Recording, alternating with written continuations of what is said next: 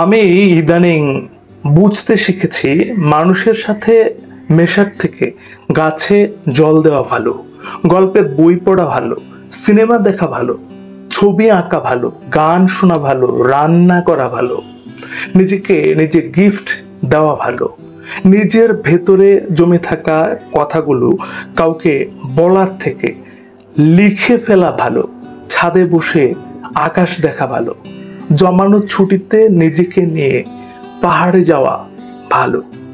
এসব নিয়ে থাকতে থাকতে কোনো ঘুম না আসা রাত্রে হঠাৎ করে খুব একা লাগলে পাশ বালিশকে জড়িয়ে ধরে আরাম করে ঘুমানো অনেক ভালো।